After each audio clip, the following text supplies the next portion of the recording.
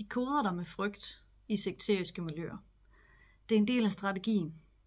Så holder de nemmere på dig ind i folden, hvis du er bange for verden udenfor, eller bange for at ryge i helvede, hvis du stopper med at tro, eller hvis du forlader troen, forlader dit trosfællesskab.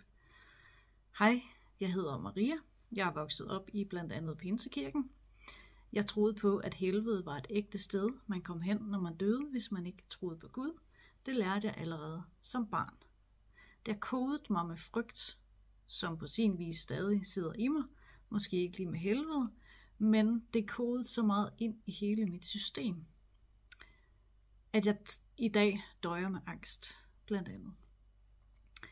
Det er en del af strategien, de bruger, at du skal være bange for mange ting. For verden udenfor, for helvede, for Gud.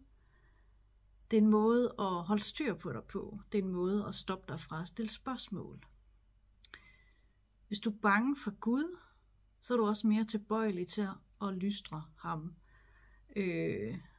Lystre, hvad der står i Bibelen, og følge det. Hold dig på det, de kaldte den rette vej.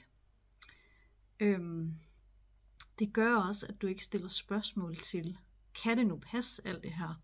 Fordi, selvfølgelig kan det passe, fordi ellers så ender jeg i helvede.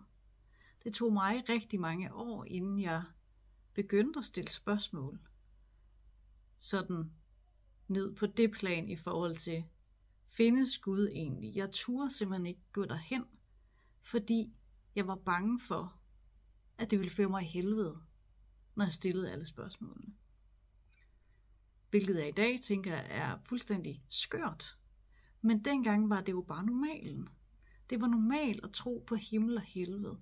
Som barn troede jeg på, at de mennesker, jeg kendte, familiemedlemmer for eksempel, ville ende i helvede, hvis de døde, når de ikke troede på Gud. Som barn. Og det er noget af det, jeg synes, der er fuldstændig uhyrligt, som stadig foregår i de her miljøer, hvorfor jeg også sætter ord på. Jeg har også en Facebook-side, der hedder Vejen ud af sekterisme og religiøse traumer, hvor jeg også sætter ord på skrift.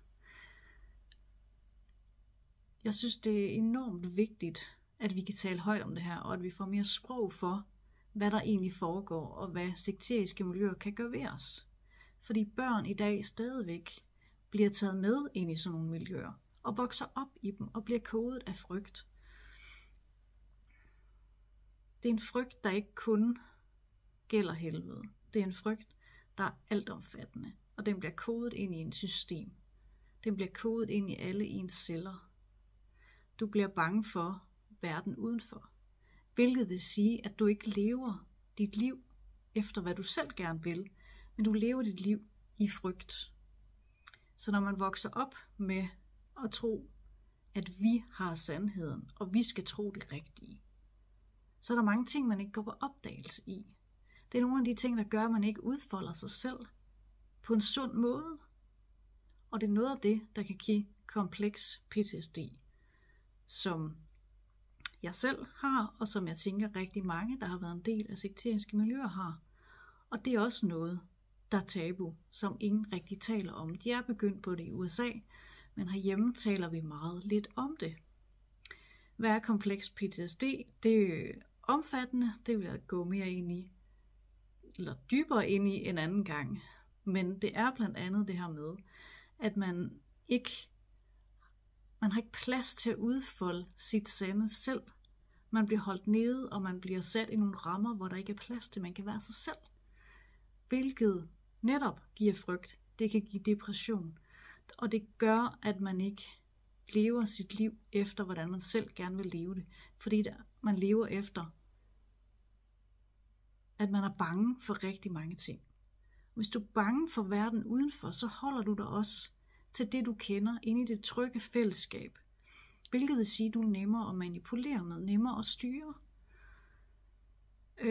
Hvilket også er en del af miljøernes strategi, sekteriske miljøers strategi. De koder dig med frygt, fordi de gerne vil have dig til at blive. De koder dig med frygt, fordi du ikke skal stille spørgsmål. Så er du nemmere at manipulere med. De koder dig med frygt, fordi så kan de få dig til rigtig mange ting, som de ellers ikke ville, hvis du var i stand til at stille spørgsmål, hvis du ikke var bange for at stille spørgsmål, du ikke var bange for at omgive dig med mennesker uden for miljøerne. Vi har brug for input udefra, ellers bliver vi ensidige og går i de samme, vi kører i de samme riller op i hjernen. Vi har brug for input udefra til at blive klogere, og til at stille spørgsmål, og til at kigge indad, og til at vokse som mennesker. Og det er det, der ikke rigtig er plads til i den slags miljøer, når man ikke må stille spørgsmål. Og når man skal være bange for sådan en ting som yoga og mindfulness. Hvorfor er man bange for mindfulness? Jeg tænker, det blandt andet er fordi, der kommer man i forbindelse med sig selv. Og når man er i god forbindelse med sig selv, så kan man hurtigt mærke, at der er noget galt i et sekterisk miljø. Men når man er i dårlig forbindelse med sig selv, så er man sværere ved at mærke, at der er noget galt. Måske mærker man det, men man reagerer ikke på det, fordi man er så vant til at gaslighte sig selv. Altså på en eller anden måde lyve for sig selv. Og hente informationer udefra, i stedet for indenfra. Så de koder, der er med frygt, det gør de af rigtig mange årsager. Det er også det, der kan gøre det svært at forlade et miljø, fordi man er bange for at gå. Og hvis verden er farlig, går man helst ikke derud. Det jeg har oplevet er, at verden jo er fyldt med farver og herlige mennesker, som er mere rummelige end folk i sekteriske miljøer. Sjovt nok, for derinde skal man gerne ligne hinanden, man skal gerne mene det samme, fordi ellers er det farligt. Men jeg havde lært, at verden var farlig, der skulle man endelig ikke gå ud, og folk, der ikke kendte Gud, var levet triste liv, og de var deprimerede, og det var simpelthen ikke et værdigt liv. Det jeg har fundet ud af, i dag er jeg ateist, og jeg synes mit liv er så meget bedre i dag, fordi der er plads til at gå på opdagelse i livet og alle facetter af livet. Det har taget mig lang tid at vikle mig ud. Først for 5 år siden begyndte jeg at stille spørgsmål som næsten 40-årig til, om alt hvad jeg troede på i næsten 40 år kunne være rigtigt. Jeg havde stillet spørgsmål undervejs, men jeg var ligesom aldrig kommet til at stille mig selv spørgsmålet. Findes himmel og helvede egentlig? Findes Gud egentlig? Fordi det havde været så farligt. Og det gjorde jo også, da jeg begyndte at stille de spørgsmål, at det hæv gulvtæppet fuldstændig væk under mig. Det var hele mit eksistensgrundlag, jeg var nødt til at travle op. Det hele. Og det er det, der også tit sker, hvis man begynder at stille spørgsmål, og jeg tænker, det er derfor, det er nemmere at gaslighte sig selv og blive ved med at være i den samme tro, end det er at begynde at stille spørgsmål. Og måske også lytte til folk, der er gået fra miljøerne, hvis man sælger i dem. Så kan det virke farligt at lytte til dem, fordi hvis jeg er i et sekterisk miljø, og jeg skal erkende det andre mener som sandt for dem, så udfordrer det hele mit eksistensgrundlag. Igen, frygten for det fremmede, det man ikke ved. Så sekteriske miljøer koder der med frygt. Det er helt bevidst. Det er frygtargumentation, de bruger. Frygt for helvede, frygt for Gud, frygt for det udenfor, frygt for det ukendte. Hvad nu hvis det hiver dig væk fra Gud? Frygt for Satan, fordi han er også farlig. Din intuition kan være farlig, den kan lede dig på afveje væk fra Gud. Det var det, jeg lærte. Frygt. Som gør, at man holder sig selv nede, og man ikke har plads til at udfolde sig som menneske. Børn bliver i dag stadigvæk taget med i de her miljøer, og det synes jeg er et kæmpe problem, fordi de ikke kan vokse op i frihed til at være sig selv. Mit navn er Maria.